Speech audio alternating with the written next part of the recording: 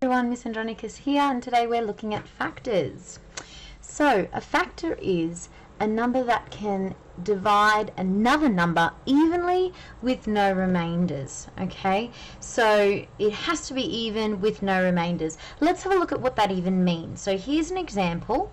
We've got 24 divided by 3 equals 8, not 8.2 or 8 with 5 remainder. It's just 8. Okay, therefore both 3 and 8 are factors of 24.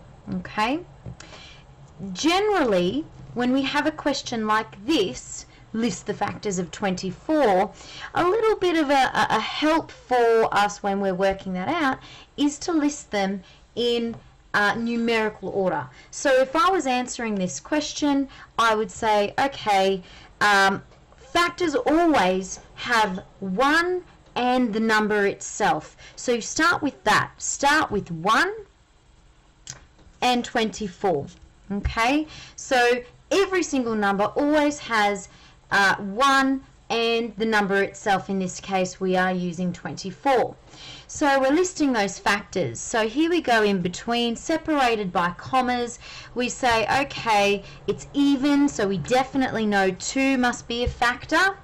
So what times 2 equals 24?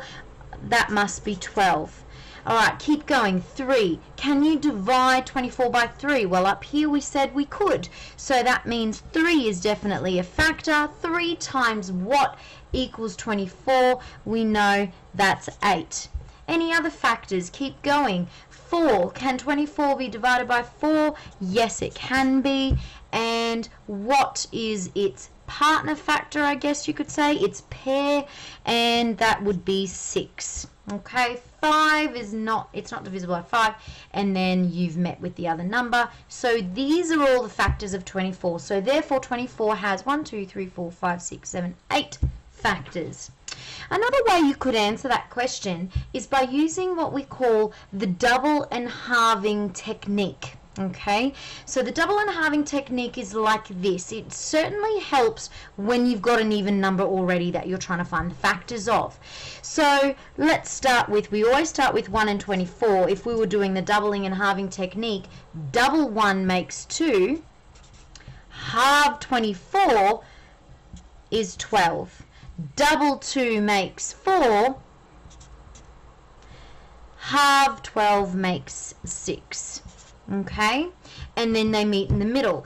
The thing that the doubling and halving is not good at, of course it goes up evenly, that's what it's great at, but what it's not so good at are the 3s, the 9s, and of course the 5s as well sometimes. So just be a little bit careful when you are doing the doubling and halving technique. You've got to check the 3s. And how do we check if something's divisible by 3?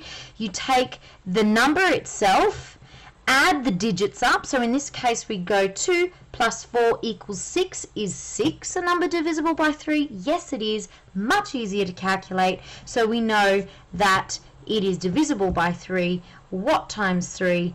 It's an 8. And so we have to slot those ones in. So just be a bit careful about that. But doubling and halving technique is a great place to start. You can also use factor trees. It can definitely help you immensely. Thanks guys. Ciao for now.